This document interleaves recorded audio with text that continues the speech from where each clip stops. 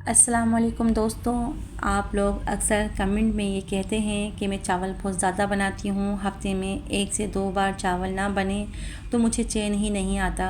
अगर देखा जाए तो 10 में से 8 लोग आपको मिल ही जाएंगे जो चावल खाना पसंद करते हैं।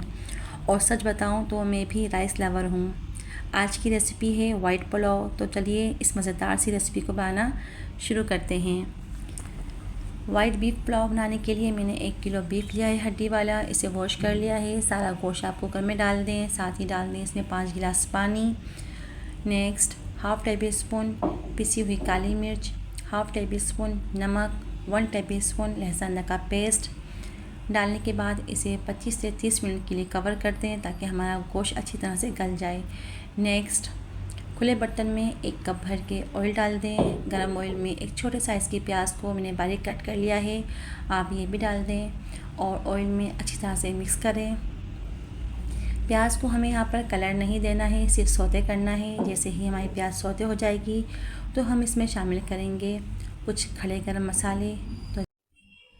तो यहाँ पर मैंने मसालों में लिया है 3 तेज़पात, 2 दरमियानी साइज़ के दालचीनी के टुकड़े, इसे मैंने बीच में से तोड़ लिया था, 8 लौंग, 2 बादियान, दखनी मिर्च, भुना हुआ कुटा हुआ ज़ीरा, शाही ज़ीरा और जायफल जावित्री का पाउडर। ये चारों चीज़ें मैंने 1 टीस्पून ली है और 2 बड़ी इलायची।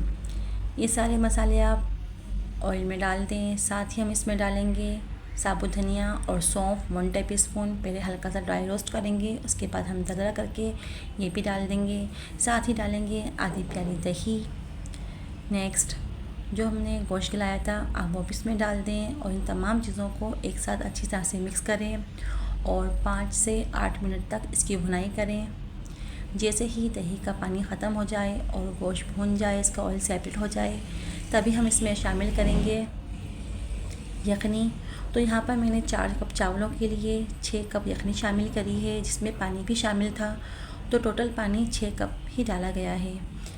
और साथ ही हम शामिल कर देंगे इसमें भीगे हुए राइस। तो मैंने यहाँ पर बासमती राइस लिए थे, इसे वॉश करके 20 मिनट पहले भिगो दिया था।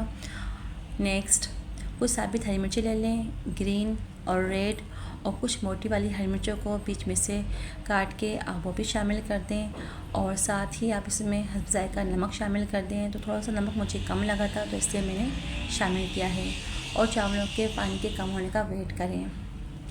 जैसे ही चावलों का पानी कम हो जाए तो आप इसे एक बार और अच्छी तरह से मिक्स करें और 15 मिनट के लिए दम पर छोड़ दें। जब आप चावलों को दम दिया करें तो रोटी वाला तवा नीचे हाथ से रख लिया करें, इससे चावलों में बहुत अच्छा दम आता है। तो माशाल्लाह आप चेक करें, बेहतरीन चावल तैयार हुए हैं और एकदम खिले खिले हैं, एक एक दाना अलहदा है। माशाल्लाह बहुत ही यमी और जायकेदार है। ये पुलाव आपको जितना सादा नज़र आ रहा है पर जायके से भरपूर है। इस रेसिपी को बनाना तो बनता है। आपको वीडियो अच्छी लगे तो एक प्यारा सा कमेंट किया करें, लाइक किया करें, शेयर किया करें। मेरे चैनल पे नए हैं तो मेरे चैनल को सब्सक्राइब कीजिए। इंशाल्लाह फिर मिलूँगी एक नई यूनिक रेसिपी के साथ। आप लोग की सपोर्ट का, मोहब्बत का बहुत बहुत शुक्रिया। अपना बहुत सारा ख्याल रखिए। अल्लाह हाफिज़।